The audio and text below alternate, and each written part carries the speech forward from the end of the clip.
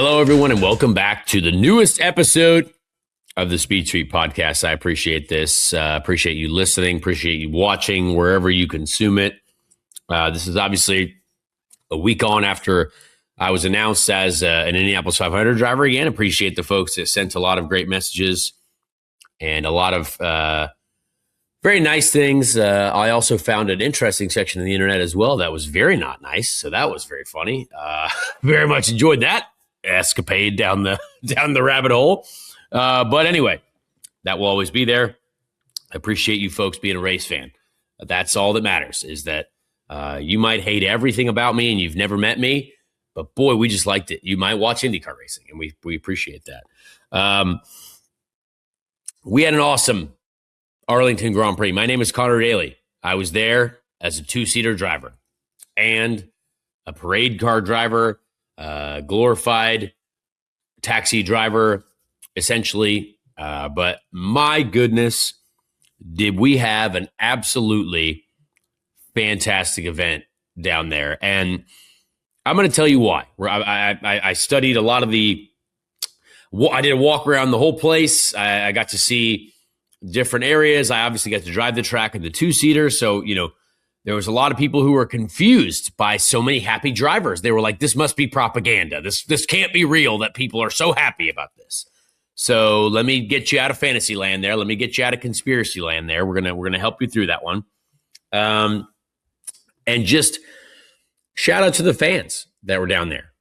Amazing that you took a chance to go to a new event, because it was, I think it was truly fantastic. Now, there were a few things that need to be better. Absolutely. And I talked to, folks, needs to be more bridges. We're going to talk about more bridges and more efficient bridge walking, and maybe the fact that there were so many people there that we needed more bridges. So we're going to get going to get into that a little bit. But Bobby, I wanted to get your thoughts. Obviously, producer Bobby is here, who makes this happen. He puts the episodes out into the world, out into the interwebs. What an event. From a television standpoint, obviously, I think there's, it could have been a more entertaining race. Like, absolutely. Street courses. We just came off of the Phoenix race, which was overtaking all the time. There was people all high lane, low lane. But we were back to a street course. Bobby, what did you think as a spectator? I thought that the execution from my seat at home for the whole weekend was awesome. And that comes down to like the broadcast, the commentators, IndyCar, the series, how the drivers responded. I think for this being a new event and a new track, you could feel the excitement. It kind of checked all the boxes, and it didn't fall flat at any point. Like everything, the crowd seemed into it, the drivers seemed into it, the commentators sold it. They did a great job of promoting it. So I thought, as far as like new events and new venues go, this was like a huge home run. I love that. Yeah, I completely agree. I think there are always things to learn, right? And one thing about this event that I believe was knocked out of the park were just some of the simple things. You got there and there was just space, a lot of space. And of course, this is a football stadium. Parking, I thought, was very easy from my standpoint. Now, I don't know how other people had it. There were different, but you got to think it's a football stadium. They're used to having a lot of cars to park there, right? So, I thought parking was very simple for me, at least. Now, again, I got a couple fans that also said the same thing. I saw a couple other fans that were like, hey, we were there. We also had a great time. A lot of people that I walked around with in the paddock was very open. So you got to go and see, a lot of the cars in the garage area. You could go over and see the Indy Next cars as well. They weren't far from where the Indy cars were. I thought the dual-sided pit lane, for me, I'm still not a fan of. I don't like it. However, I did get to watch the race from one of those gantries, the pit lane suite gantries. That was awesome. I got to say, it was very cool. And this was the first time I got to see that. And I believe they use this exact same pit lane spectator gantry at Detroit as well. It's the same thing. And it did look very cool. And there were a lot of, and one thing as well there were a lot of TVs. However, because of the wind, there was actually one company, a different company that I guess were operating certain screens. So they had multiple companies operating different screens. And this is something about event management that I guess I don't know, but I learned because I was like, well, wait, there's two screens that aren't working, one screen that is. It was because it's two different companies. One company were not brave enough to, I guess, put up the screens because of the potential winds. That again, that was why the race was moved up early, was because the winds were potentially damaging to the, to the structural integrity of all the massive buildings there. Now, obviously, it ended up being completely fine. The winds really actually weren't that bad at all, thank God. But I learned a few things here and there. But those things like that, all of these things just made you feel like, hey, this is a professionally run event. The way you got into the pits and out of the pits, that was a little tight at times. And hey, we needed a few more porta potties on the other side of the pit lane. That was one thing after day one. They needed more porta potties on the other side of the pit lane. And once you were over there, you were kind of trapped too. So again, more bridges, right? So not everything's perfect. We're not going to be like, hey, everything's great. We're all thanking Penske Entertainment for everything. Okay, yes, there are some small things, but look at what the drivers are saying. Look at what the people on the ground were saying. It was just a new standard, and this was said 100 million times, but we're going to say it again. If there's a new street race, there's a lot of talk about a new street race in Denver now, right? Like everyone was talking about that on the internet recently. If that happens, here's your outline of what it needs to be. It just such a, now again, it does take Jerry Jones money. It does take a massive amount of cash, but the amount of positivity and the amount of just good vibes that were there, it felt like were fantastic. And to see, when I got to go around the track in the parade car on that first lap, just before the cars, took the start of the race, it was such a cool view. I'm not gonna lie. It was so awesome to see so many people just stacked at the fences, in the grandstands, just wherever you could watch, they were wanting to watch. And merch sales were up like crazy. I mean, that's awesome. I think they sold more merch on a Friday than has like ever happened ever. Something crazy like that. I mean, it's just, it was so good to see our fans out there. So good to see probably new fans out there as well. It truly does feel different this year. And I have been around this sport now a long time. I've been around this sport where my first Indy 500 in 2013 was only like 6 years after the series reunited. You know what I mean? Champ Car and IndyCar reunited. It really wasn't that long. You know what I mean? And, a lot of people said, and I always said to people, I was like, it'll take 10 years after this, the reunification of open wheel racing to really get going. It's taken way longer than that. But there's something about these first three races that have kind of made you feel like, hey, we might be onto something here, and I talked to the guys at Fox in the pit lane. I just thanked them. I said, hey, Eric Shanks, the guys at Fox, I said, hey, there's not enough people thanking people in the world. Everyone just wants to hate everything because that seems to be the fun thing to do. It's much easier to hate something than to say, hey, you know what? Great job. And I don't know why that is, but I just went up and I said, hey, thank you guys for what you're doing, because as someone who dedicates my life to this sport, and I love this sport so much, it's like a drug addiction for me. I love IndyCar racing, whether it's outside of the sport or being a race car driver as well. I just thank them because what was happening there just seemed to be like, hey, I'm proud to be a part of IndyCar. Like, this is sick. And getting to give two-seater rides to people too. Like some folks that had never been to an IndyCar race before, had never been around an IndyCar track. To be honest, this track as a two-seater ride was awesome. Like getting to give people a ride. I mean, that straight was so fast and so, a little bit bumpy that just that ride, that two-seat ride experience made people go, oh my gosh, IndyCar racing is crazy. So I wanted to kind of give praise to the folks that made it happen. And obviously, Bobby, you saw it from the television standpoint. I got to watch the race, obviously, as well on TV.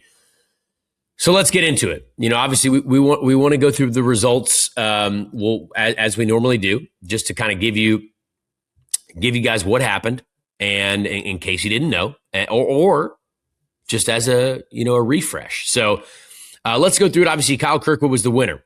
Someone dethroned Alex Palou once again, but for a little while. And I, at one point, I was guilty of this. Hand up. I was guilty. When Alex Palou took the lead, I said, the race is over. I might go to the airport. But I did not. Because a lot of us had picked Kyle Kirkwood. And the Andretti cars were very fast. So I was like, you know what? I am going to stay. And I am a race fan. I did see someone comment that said, why would you leave early if you're a race fan? I was like, well, I also have a puppy that I got to get home to. I'm trying to make sure that I get home to my puppy, first of all. And I was thankfully the race was moved up early. So no matter what, I could stay for the whole race and get to the airport and fly out. But yeah, I stayed for the whole race because guess what? Kyle Kirkwood, that is not Alex Palou's brother, nor is it anyone related. But Kyle Kirkwood did defeat Alex Palou. Will Power was on the podium. Marcus Ericsson, again, great weekend overall for Marcus Ericsson. I had mentioned this in my fantasy picks for the IndyCar weekend. I said, is Marcus Ericsson back? Marcus Ericsson was focused. And you know what I saw Marcus Ericsson do? He was not out there on the grid. He was just, he is on a different level of mental focus. I was standing up by the front row, and Alex Palou, I kind of, gave him the fist bump, the dap up, hey, good luck. I like to wish good luck to my brothers out there, to my friends out there that are racing. But I didn't see Marcus Ericsson. I didn't see him. And I'm like, okay, well, maybe he's just chilling somewhere. I think some drivers take different levels of pre-race tradition or whatever it is. And Marcus just seems to be in a focusy zone. And once the anthems were over, I had to go up and go up to drive the parade car.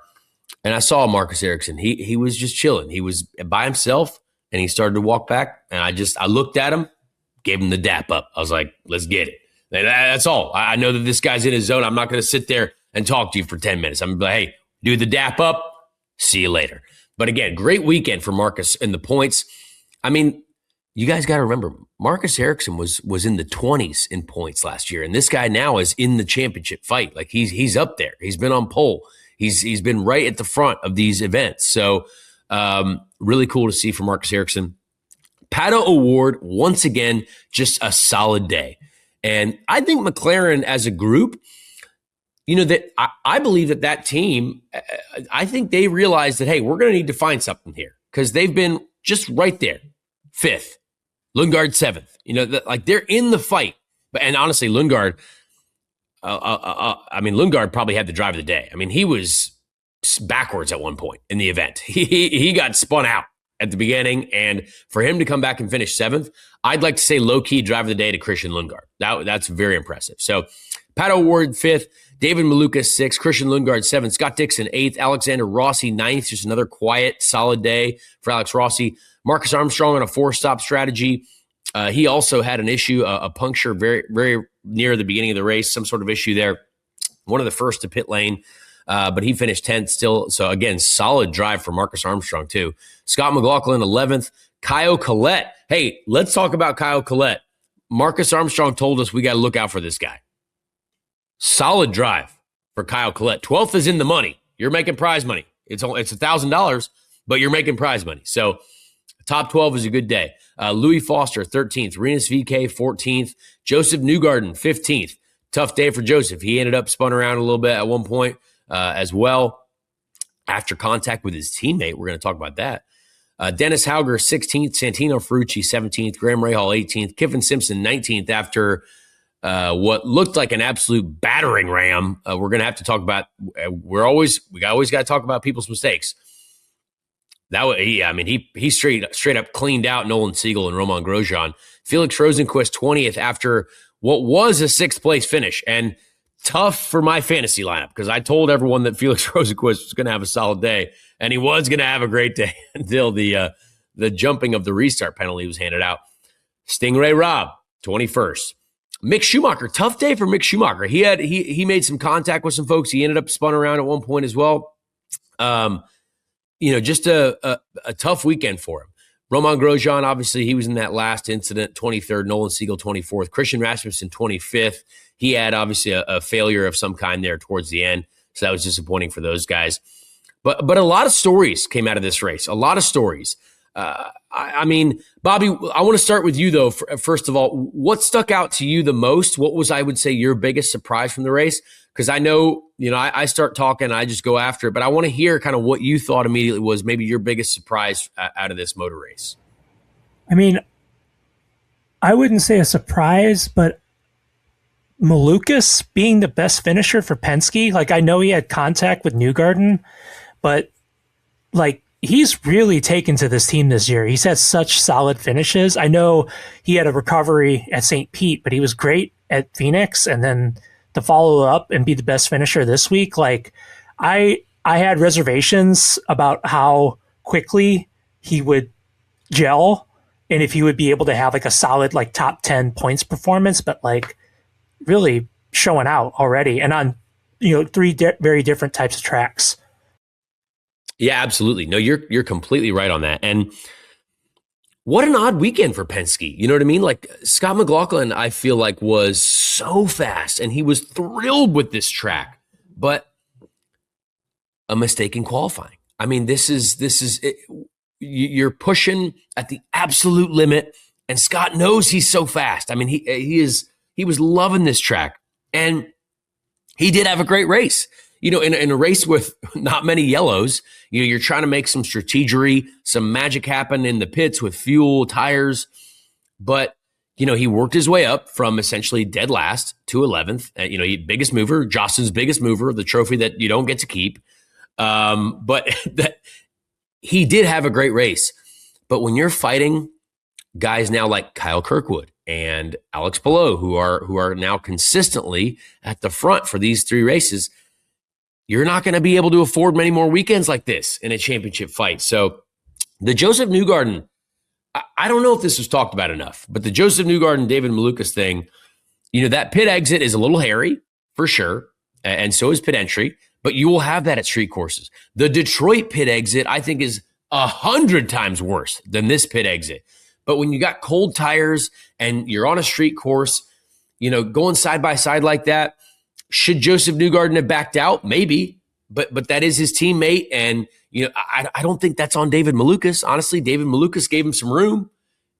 There was a car width there, but you don't have, when you turn that thing to the left on cold tires, as someone who has been in these cars before with cold tires, it doesn't turn like you want it to turn. So that was tough to see for Joseph there, and obviously ruined their race. And to be fair, where he finished, it could have been worse. But man, those days for the Penske squad are going to need to be limited. And now this is too much of a maybe too much of a conspiracy, but Ron Rzuski now at Andretti. Ron Rzuski came from Penske. And that team, Penske maybe not quite as consistent.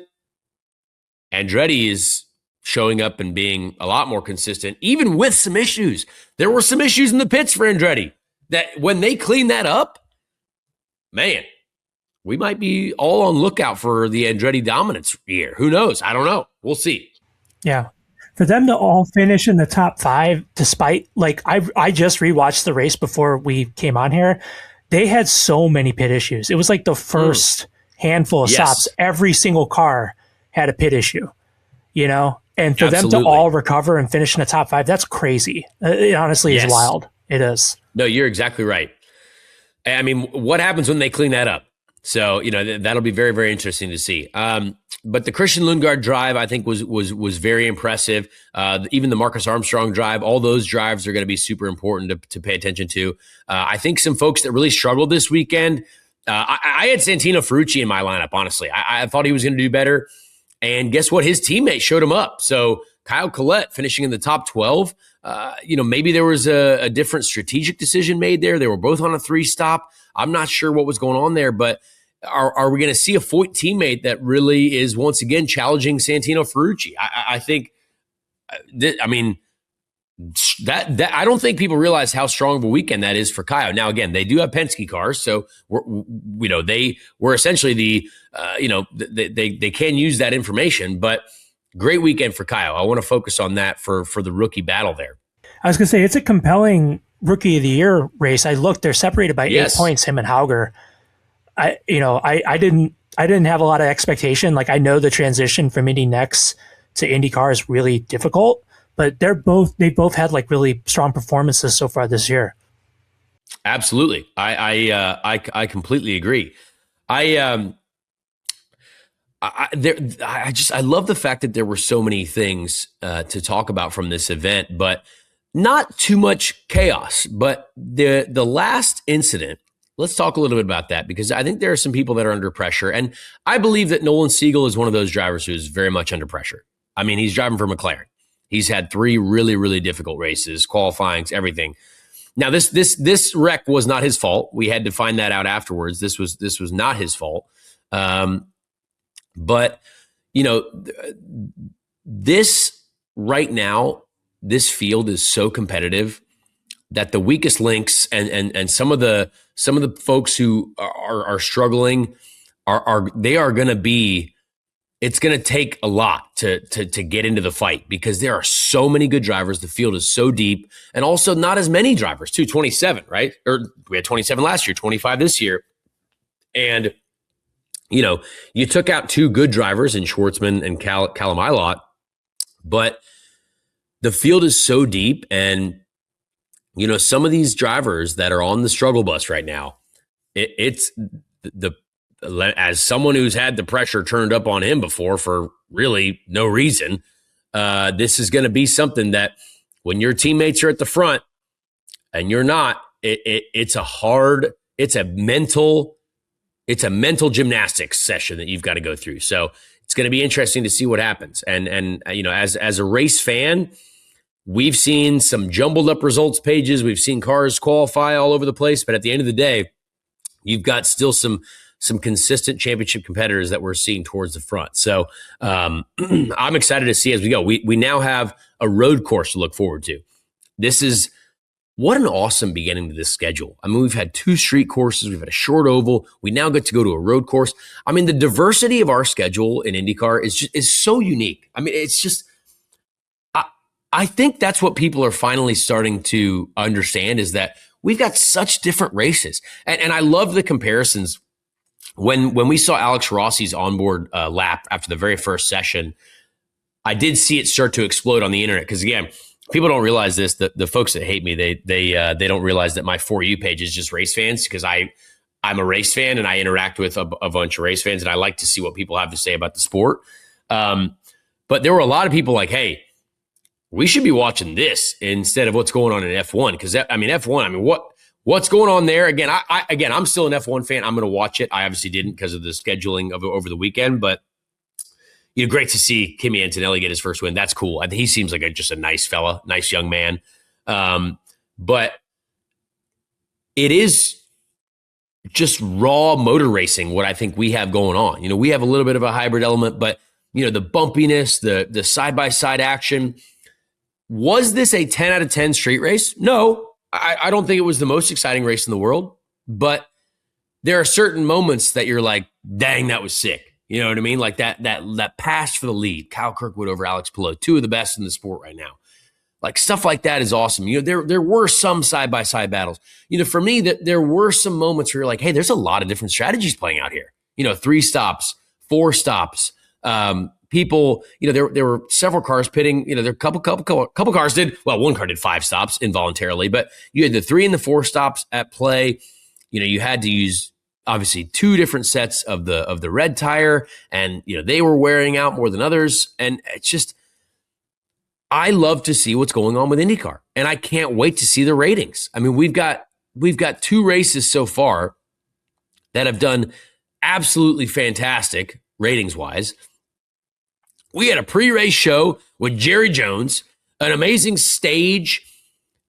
And please feel free to comment on whatever you want and see if you agree with me on this. But there's just something about this year so far that feels like we have just taken a massive leap forward.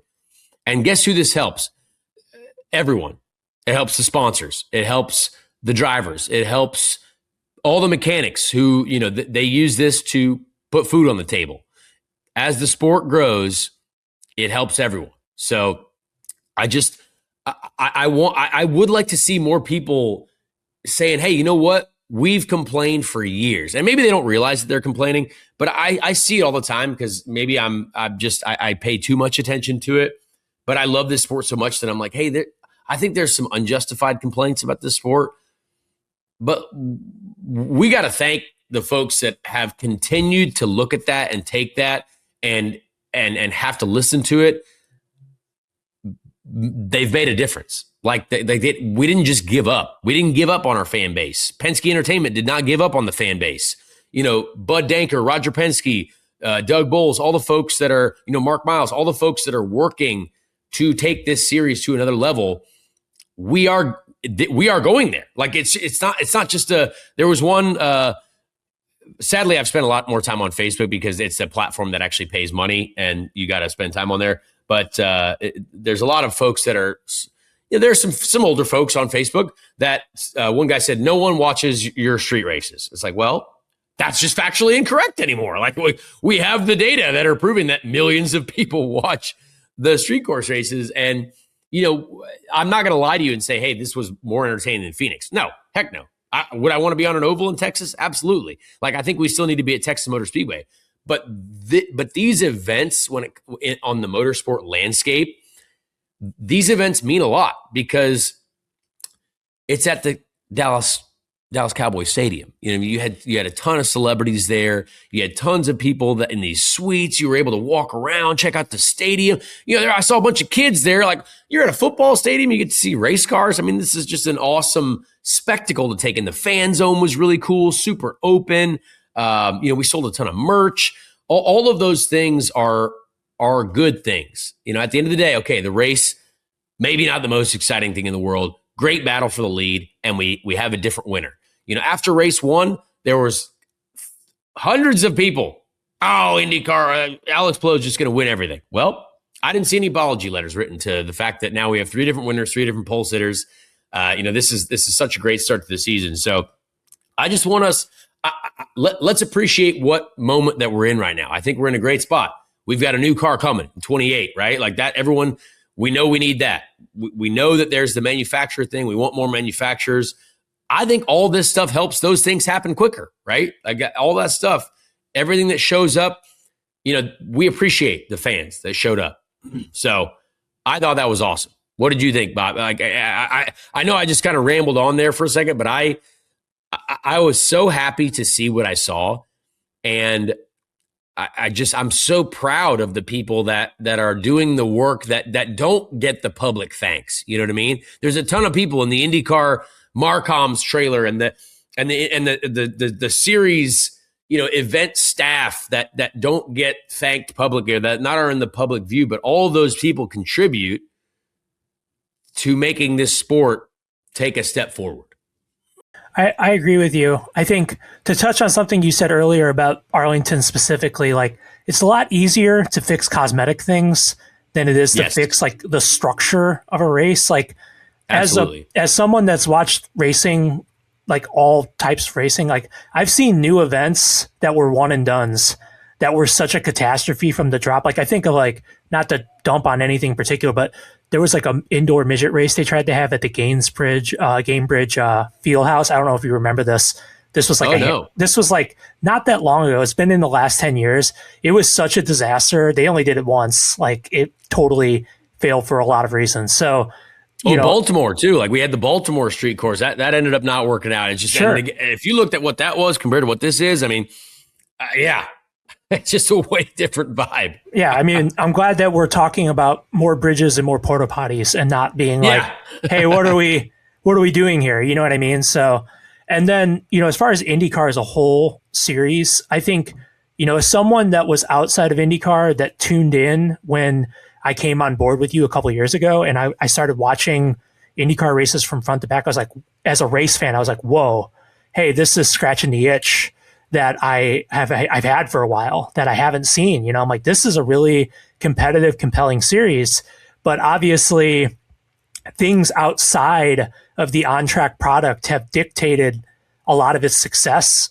in the recent history, And I think like as a musician, I use this kind of comparison a lot, but like I've played with so many bands that are incredible, that are unknown, that I'm like, wow, if someone would just give this band a shot, they would be huge. They would be like super popular. To me, that was kind of IndyCar in the motorsports spectrum, was that like I could look at IndyCar and be like, wow, if someone would just take IndyCar and give it like a true untarnished chance and put it in like a mainstream light, it can really succeed. And that was Fox putting it on network TV. It's like, hey, here Absolutely. It is, But that being said, like what to touch on what you said, or to kind of agree with what you said, like IndyCar stepped up to the occasion. You're talking about applauding the people behind the scenes. Like they did step up to the occasion. You can't just get the good chance and then kind of, phone it in. Like everyone has stepped it up for sure. You can tell this year.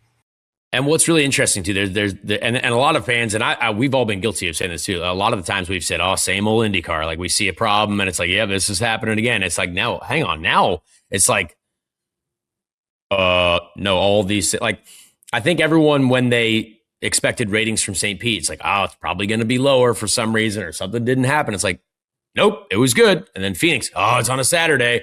I'm sure we're probably going to lose. It's the same old IndyCar. It's like, nope, that was good too. It's like, oh, okay, hang on. Oh, Arlington, I'm sure there's going to be some sort of massive hole in the track somewhere, and there's going to be a massive issue. Someone wasn't ready. Nope, it was awesome. So I think a lot of the times our fans have said this, and people on the internet have said this. It's like, oh, same old IndyCar. It's like, no, we are now, I think, just going the right direction. And it feels good to be a part of. I told someone even over the weekend, I think IndyCar, we've been, a very underutilized asset, a very like an underutilized, just an underutilized sport that has so much potential. And I believe Fox is helping us get our potential just out to more people. The amount of young people that I saw in Arlington, that's awesome. Like the amount of younger fans, like we need to attract the youth. You need to have that 18 to 26 demographic, that just folks that are doing the TikToks and all the things like that. I mean, I've been around this sport now a long time, which is weird to say, honestly, because I still feel like I'm a kid, but like I have seen it to where it's just been the folks that have been there since 1975. You know what I mean? Everyone that says, hey, I saw AJ win. I'm like, that's awesome. We love you guys. But now it's like the folks that probably didn't even know that I was alive in 2016. You know what I mean? Like my rookie year, right? It's folks that have just discovered the sport, that are just now getting their Pato t-shirts and their, Kiffin Simpson Sunoco hoodies, like all these things that are, the younger drivers and the popular drivers, like that stuff. We need that. So, and it's a visual difference as someone who, again, has been around this a long time. So I'm super proud of the sport. We now have a weekend off, so we don't have to preview another race. We can save that for next week, but we do have an amazing guest with us. Obviously the winner. We've got to talk to 3 different winners, thankfully, which is super cool. But before we get to Kyle, I want to talk a little bit about the single lap qualifying because that was interesting for the Fast Six. I don't know if that's going to work, honestly. I'm not entirely sure, but I'm glad IndyCar tried it. Again, we are trying things. But if you noticed, the first car who went in the Fast Six ended up being on pole. Marcus Ericsson, he was 6th fastest, I believe, in the Fast Six, which meant he went first. But brake temperature is so important for these cars. So brake temp gets the tires ignited so much faster than anything else. That's why in Q1, that's why we do 2 runs. That's why no matter what, you go out either on the primary tire first or you use 2 sets of reds, because it always takes longer to get that first set in than the second set because your brakes are cold. So when I saw this, I was like, oh, no matter, like, I don't think anyone's going to be able to go faster than Marcus because he had all of his stuff hot. So I think they're going to have to look at that a little bit and just see maybe how that's adjusted. Maybe it's a warm-up lap. Maybe everyone gets a warm-up lap, but that would take a lot longer. I did think it was exciting, but maybe we workshop it a little bit. We workshop it, and there's, obviously you have to have super intense sector times on the TV broadcast. Now, again, I didn't see the TV broadcast of qualifying. Obviously, at the track, you're not going to get all the TV details. You're not going to get like the sector times and stuff like that. But I didn't hate it, but I didn't love it, I will say. What did you think? Yeah, I agree. I think between that and then getting like a really good look at like the new tire rule, as someone that is just a fan and not a driver, I feel like I was starting to really understand like some of the more technical aspects of IndyCar racing that make it very multi-dimensional and interesting, So yeah, I was kind of like more tuned into that. And I guess I didn't really, I thought it was interesting that Marcus like kind of eked his way into the final six and then went on to get the pole. That was cool. But now that you talk about the brake temperature, that makes a lot of sense, Yeah, the brake temps are so important. If anything, the most important. So, and that was a long track, right? Like if you did that at a shorter track, I think people would be even more in jeopardy of not being able to kind of put down the most ideal lap. So, just an interesting thought there on the single car qualifying. But yeah, what a weekend! I mean, please let us know what you thought about it as well. I mean, I'm so pleased to have seen what went on. And yeah, and honestly, this is kind of a random fact. I, for one time in my life, was on the right flight plan. I was one of very few who got out of Dallas. There's a lot of folks in IndyCar who got stuck in Dallas because of the wind and the weather. And so I that's a brutal thing after a long race weekend. But for some reason, and people who have known me a long time, my travel luck has not been great. But for once, I was finally on the right travel plan, and I got home to my puppy. I got home in time, but I'm thanking my lucky stars for that one. But yeah, amazing weekend, and we get to chat with the winner. And this is honestly such an awesome interview. We recorded this already, and Kyle is so honest, and I really hope you take a moment to listen to what he says and just say, hey, like it helps shape your knowledge of the sport even more. So here is the winner of the Arlington Grand Prix, Kyle Kirkwood. Ladies and gentlemen, this week we have our third different guest of the season. It feels like a luxury. We've got to chat to so many different people so far. And we're only in March, the middle of March, and we've already had 3 races. IndyCar is on a rocket ship strapped with nitroglycerin headed to the moon. And Kyle Kirkwood is our most recent winner, the Street King. Obviously, I'm not going to lie, I feel really good. I did pick you to win in the IndyCar social chat. You were also part of my fantasy picks. Of course, my first pick, fantasy pick. So I'm feeling good. I've had 2 race winning picks in a row. No big deal. So thank you, Kyle. How are we feeling?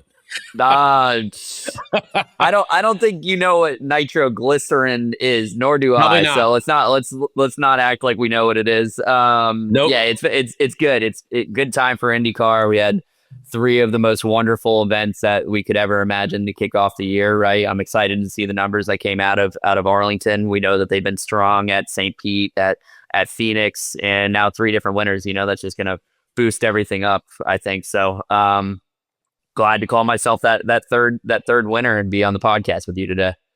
Heck yeah, we love to see it. There was, I think this track over any others was receiving lots of praise. Now, I heard maybe you at first weren't like the biggest fan of it. There was some rumors going around. Maybe Kyle wasn't the happiest at first, but then now you're the winner. How'd you feel overall about this track and the event?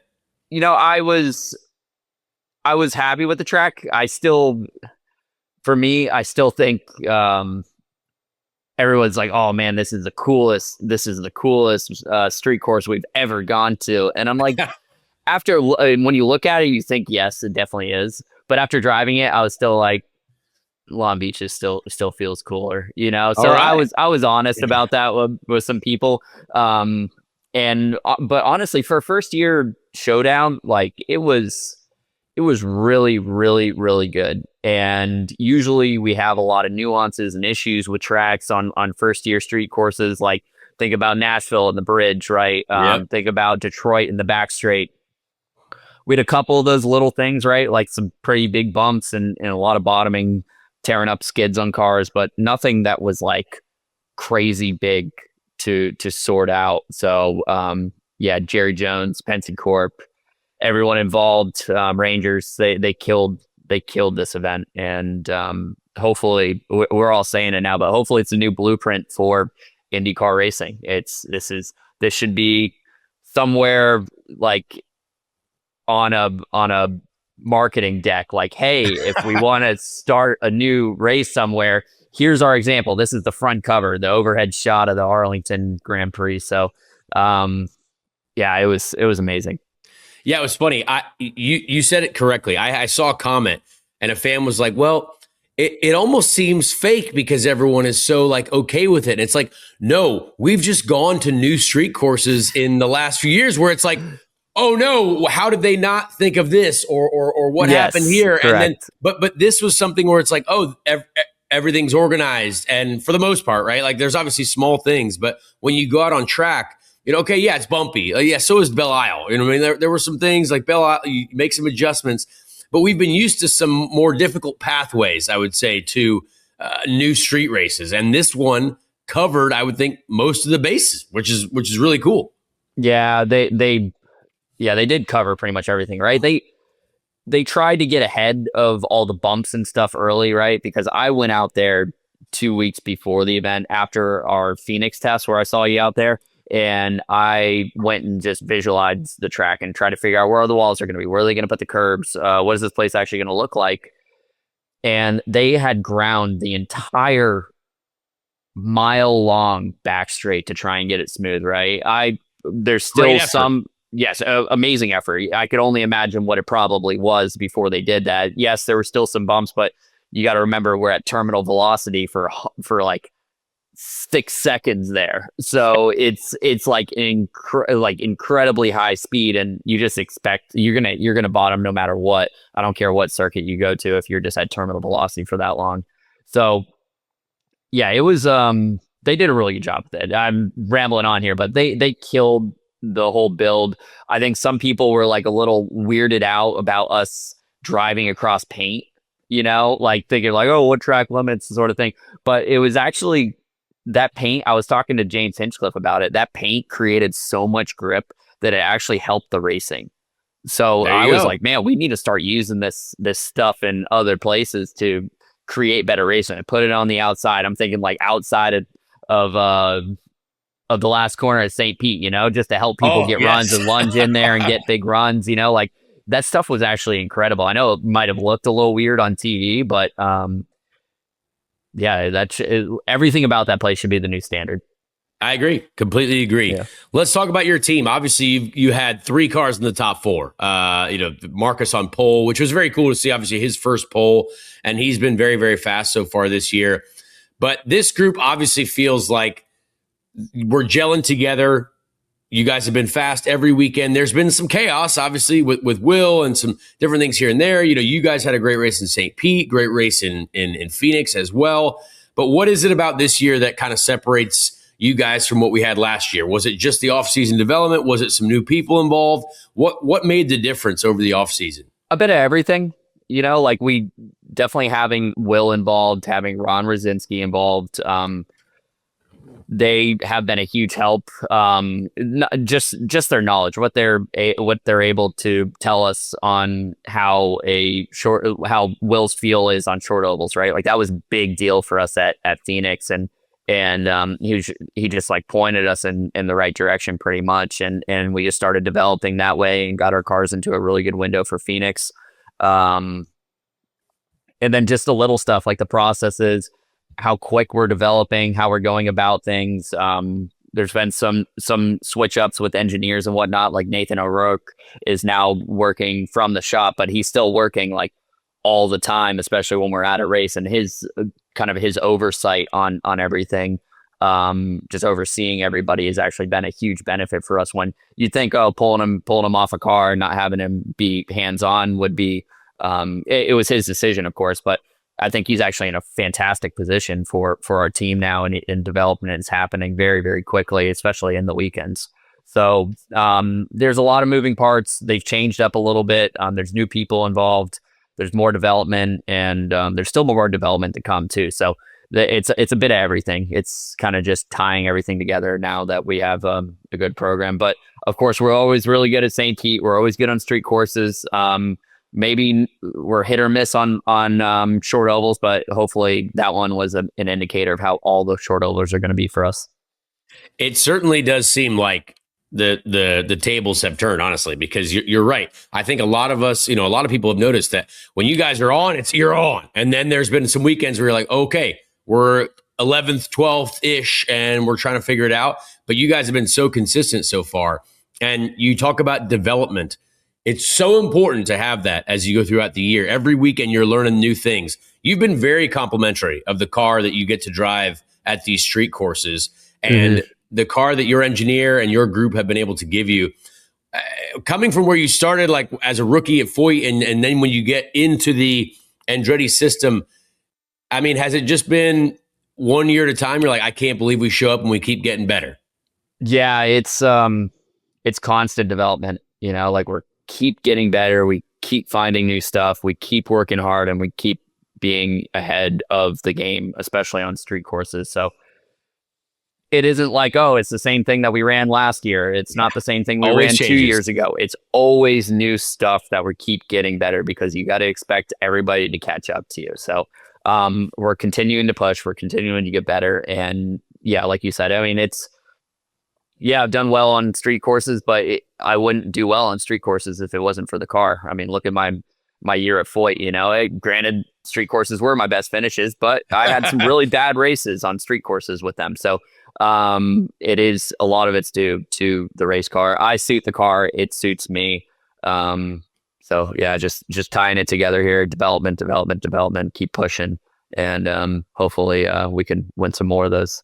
I love hearing that, because it's just, I don't think people realize how much in IndyCar can be different and how much work is done behind the scenes. They're like, well, everyone's got the same stuff. They just show up. How's everyone not winning? It's like, talk to Will about it. Yeah, exactly. Talk to Will about it. Like he will be the first to tell you that he gets in the Andretti car and he was like, I've never felt a car like this. Like it is a completely different race car. And for me, I've never actually had that I wouldn't say luxury, right? But I haven't had that feel because I came from a Foyt car. At the time, it was not a Penske car. It was a Foyt car. And I get into an Andretti car and I'm like, man, this thing is so much better everywhere. But then you have other people that come out of a Penske or Ganassi, and that's where Marcus and Will are from. And they say pretty similar things. They're like, man, this thing is kind of hard to drive. And I'm just like, I don't know. I've never driven one of those other cars, so I would have no idea. It's wild. So let's talk about your move on Palou, because it almost seemed like you weren't really going to go for it, and then you did. I thought it was a great move. Obviously, the crowd loved it. The commentators, I'm fairly sure people were clapping in the booth. There sounded like people's hands were coming together. Was that your plan, or were you like, hey, I know I can break deeper than Palou here. I'm just going to do it? Because it was almost a disaster, but it worked out really well. No. It could have been a disaster, to be honest. But yeah, even Brian Herta called me yesterday and was like, hey, were you trying to pass him? He actually asked me that. And I was like, Brian, yes, of course I was trying to pass him. I was like, what are you talking about? No, but actually I was. It was, we geared wrong for the slow section. Like, and I could not get close to him between the 4, 5, 6, 7, 8, 9 section. He would just pull away from me, and he was also max on downforce. And I couldn't get close to him by the end of the straight, and I knew that was going to be the case for many, many laps. So did you guys trim? Were you guys more trim? We were a lot more trimmed than him. Okay, like, he was the most downforce, and we were comparative to the field. He was the most. We were the least. Wow. Okay, and nice. Which you would think was like, oh, that's going to be great for that back straight. Like, you're just going to rip right on by him. But the problem was I couldn't get close to him to start the back straight to even have a chance of passing him by the end. I would get to him by the end of the straight, but once you're there, like, you're in the brake zone, like you couldn't do anything. So I was kind of close enough to him between 10, 12, and 14 to where I'm like, okay, I might be able to do something here. And I thought about it like on the 2 previous laps as I was closing in on him. And then as soon as I got to him in turn 10, I'm like, okay, I'm close enough now that if he recognizes this lap that I get this close to him in turn 12 or in turn 14, I should say, he's probably going to start defending. And I won't get by him if he starts defending because it's very, very hard to pass there. I tried racing Pato for many laps and I couldn't get by him. And it was just a little bit of defense from his end. So I was just like, I need to catch him off guard here. And I used a ton of overtake out of 12 and tried to like stay in his toe on the left side. That way it didn't look like I was even trying to do anything, like I wasn't peeking out, nothing. And then as soon as we hit the brakes on the previous lap, I closed in on him a lot there. And I was like, I'm close enough now to where I can definitely make a pass happen based on where he was braking.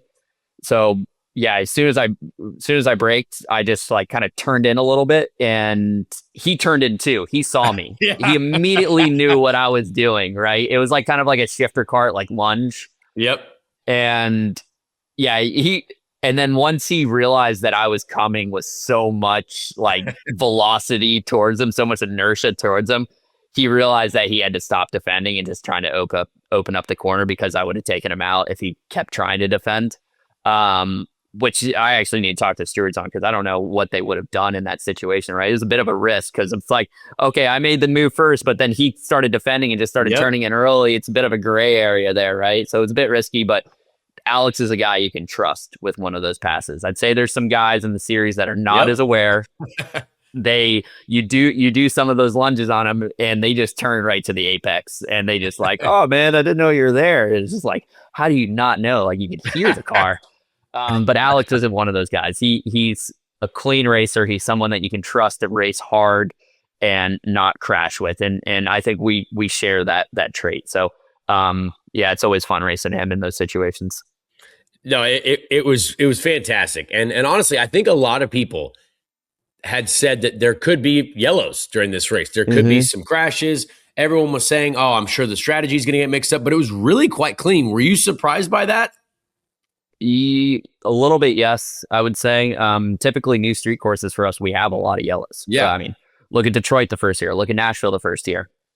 The 2 most recent street courses that are new that we've gone to, they're just absolute disasters with yellows. So yeah, I don't know why we didn't have a lot of yellows. Maybe I feel like there's like you can psych yourself out of getting yellows by thinking there's going to be a lot of yellows. I remember Nashville, like the first year is like, man, like we're driving into the dark here. We're going to need headlights because it's been yellow for so long. And then the next year, everyone's like, oh, remember last year with how many yellows there were, blah, blah, blah. And then now there isn't any yellows. So it's like you can psych yourself out of just playing it easy and expecting the yellows to save you. And all of a sudden now there isn't yellows. So, but let's talk about the end. Because all of a sudden you're like, hey, we're cruising to a victory, and there's a yellow flag.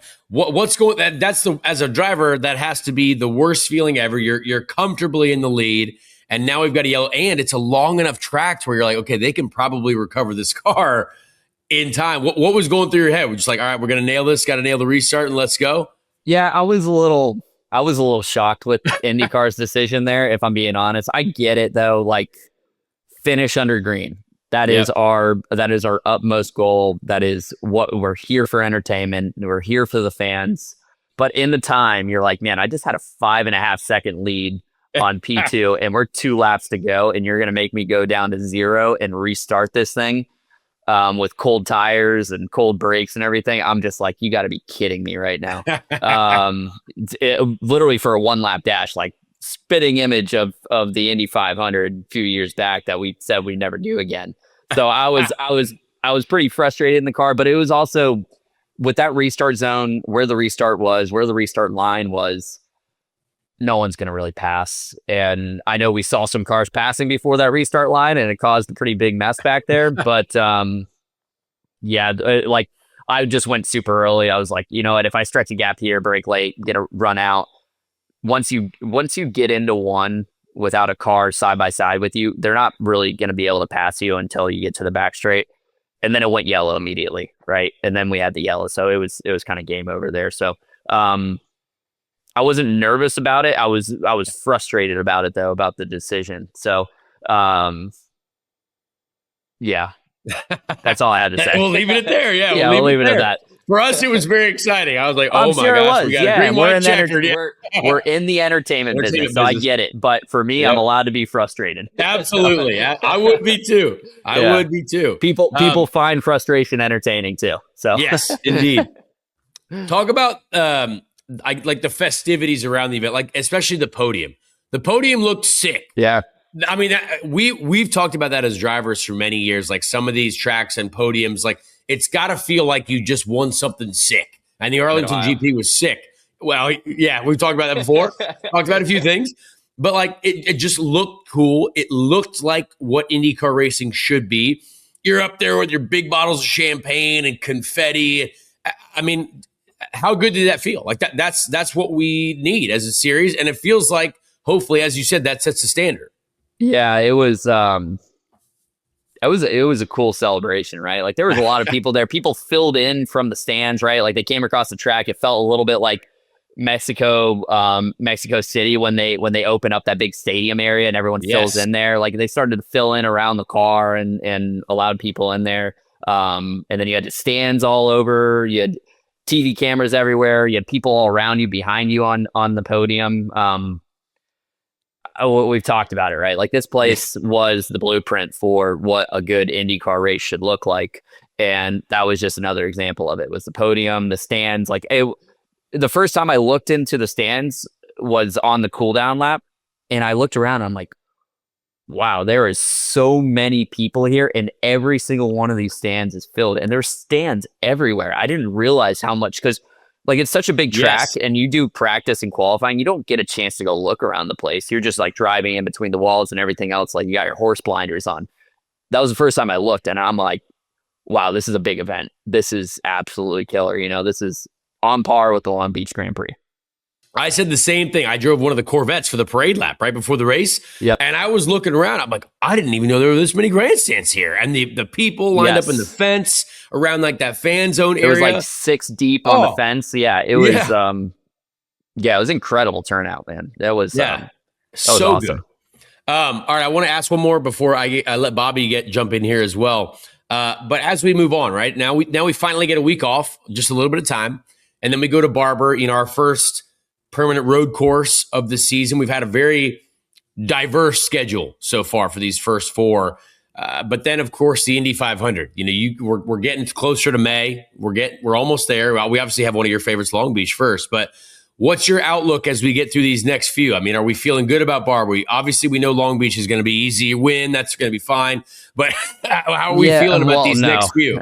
It's never easy in IndyCar, right? Like never easy.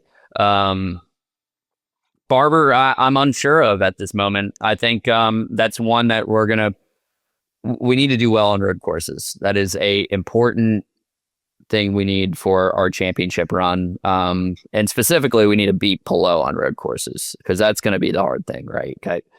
Their team, everything about road courses is incredible. And there's a lot of times we're not bad on road courses, and we finish like 4th or 5th. But they make us look very bad. So we need to have a little bit of a jump on road courses specifically. So hopefully Barber will be a good indication of what we got.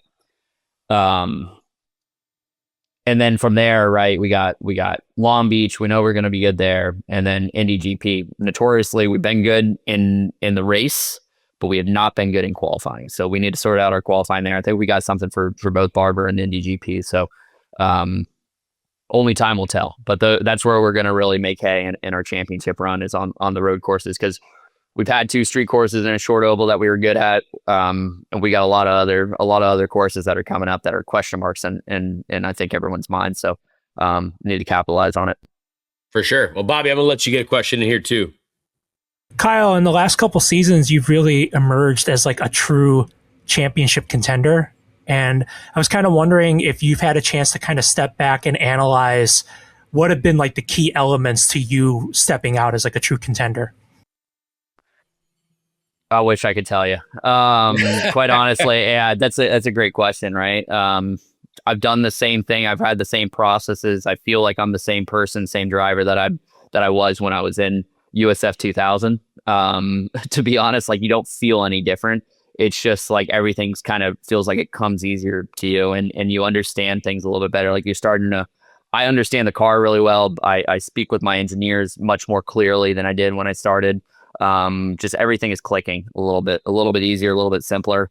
And a lot of people will tell you, like, in any sport, like, once you do the simple things right, that's where pace kind of comes to you. And everything is just like all the simple stuff, all the little things like debriefs and setup and understanding like what a car should feel like all those little things add up to something pretty massive. And that's something that we're nailing. I feel like I'm getting right. The team's getting right. And that's why we're just constantly getting better. Have you guys had a chance to step back and look at your 2025 season and kind of look and see like, okay, here's where we lost ground? And oh yeah, okay, yeah. I was wondering if Iowa, Portland, Indy GP, 100%. A little bit of Milwaukee too. Those are the ones that were on our list that we really need to sort out. And Iowa's off this calendar now. Easy one for us to sort out because we're not going there. But yeah, there's a couple others like Milwaukee. We got a doubleheader there. We got to perform at that place. Portland, man, I was like pace. I was 25th out of 27 cars there on pace, and it was just like horrendous weekend for us. So, and you didn't forget how to drive that weekend specifically, did you? No. It's just we're just slow, like there's nothing you can do. So yeah, we those are two places that I've really got circled in my mind which are late in the season too, right? Like they're late in the season. They're going to come down to the wire on the championship if we're close there. It's going to be very important to capitalize on those two places. So that's where our championship run kind of fell apart. It was Iowa, right? We were right there in Iowa. Then we had like every single one of our cars blew up tires, and next thing you know, we're not in championship hunt anymore. And there's 2 races there, so it's just an absolute killer for our championship run. And then we had a little bit more misfortune as the year went on, but just pace wasn't good at a couple places that we really need to sort out. Well, Kyle, I even told your mechanics as they were wheeling that gold wagon into the trailer on Sunday morning or into the tent. I said, fellas, I got you guys. And they're like, oh, we appreciate that. You guys are my pick. And so I felt good about that. They felt good about that. I do love the appreciation you have for the team. It feels like all the Andretti drivers, everyone, it just feels like a whole different scene over there this year. And it feels really good. It looks really good. And everyone is performing. So I think we're in for a great championship battle. You guys are in for a great championship battle. I think it's going to be awesome. So we appreciate you being here, obviously. And you know what? If you win Barber, I don't know if we'll have to talk to you again. We might have to find someone who finishes second. We got to keep this streak going right. of different new guests. drivers. So, I like that. I like that. No, it's good for the sport, right? Like it creates some excitement. People don't know who are going to win every single weekend. That's how IndyCar has been for many, many years. But last 2 years, Alex Palou has rained on everyone's parade of creating some excitement. So it's good to see it back. Absolutely. Well, 3 different pole sitters, 3 different winners. We'll hopefully keep that going.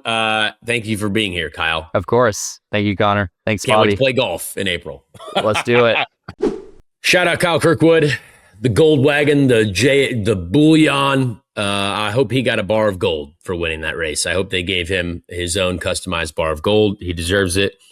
Very, very cool interview with him. And honestly, I really want folks to be able to understand how important that relationship with team and driver is. Like the what he says about, hey, I'm the same driver I've been at Foyt, but this Andretti group, what they've given him and what they've done, they've got Nathan O'Rourke back at the shop working on development items every weekend. I mean, this is and when we talk development, we mean stuff in the dampers, like stuff that you can actually do and engineer. And it's not a spec series. It is not, because these guys are doing development on stuff. They're figuring out new setup items and philosophies, and things change every weekend. I love that he says that, because I think people don't believe me, because I've obviously not got to drive for the upper echelon teams for long periods of time.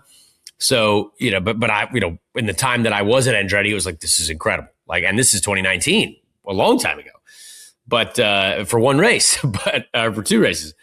But yeah, seeing those teams in action and seeing, you know, his description of what Will Power said too, coming to drive their car. I mean, I just want you folks to be able to listen to that and understand that there is far more to this sport than is just on the surface. So we appreciate Kyle for being honest and sharing that.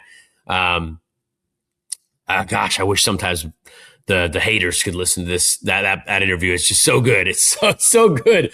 His description of all that stuff. So, all right, we don't have a race this weekend. So we finally, everyone gets a little bit of time off. I'm going to, also have a weekend off. So I don't know if I'm going to go to Barber. That's going to be the next race. I probably won't go to that one. I'll be able to watch on TV, which is, as a race fan, is going to be really good. But let's get to the Ricky Treadway Random Indy 500 Driver of the Week. The greatest event of its kind that's ever been run on. Let's meet the drivers. We'll make up the field.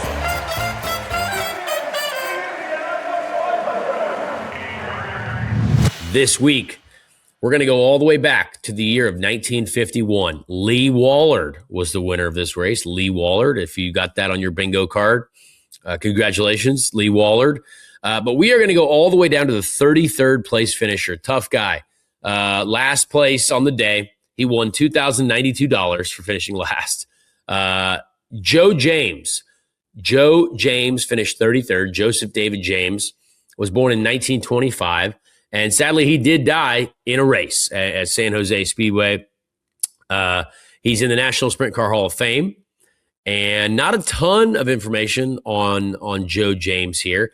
In 1950, he didn't qualify for the race. In 1951, he finished 33rd. That was obviously what we just did. And then in 1952, he finished 13th. So that was his best finish. And that's all he had. So, Joe James, you got any more information on Joe? Yeah, Joe and his brother Walt, they were both National Sprint Car Hall of Fame inductees, which is cool. Wow. That's Nice. If you ever want to check it out, it's in Knoxville, Iowa, right outside of the famous dirt track there. They've got a great museum there. And Joe and his brother Walt are both there.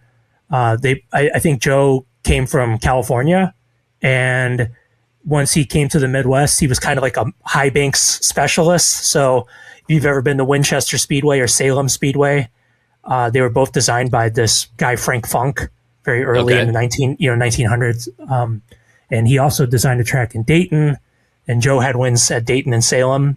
And after Joe lost his life, they actually named a race at Salem after him, which they continue to hold today, the Joe James Pat O'Connor Memorial.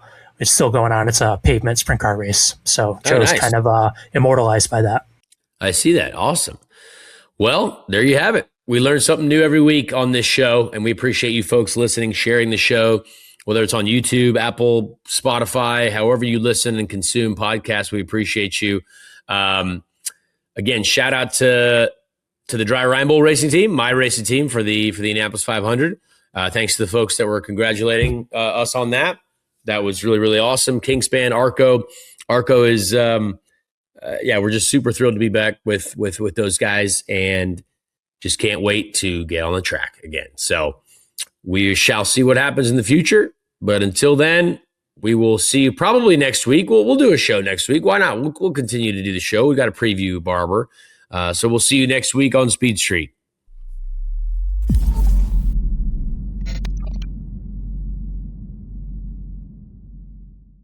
Hey everyone, Connor Daly here. Please leave a like on this video if you did enjoy it, and also subscribe to the channel as well. That would be very helpful. Be a friend, tell a friend. Thank you so much for the support, and we'll see you on the next episode of Speed Street.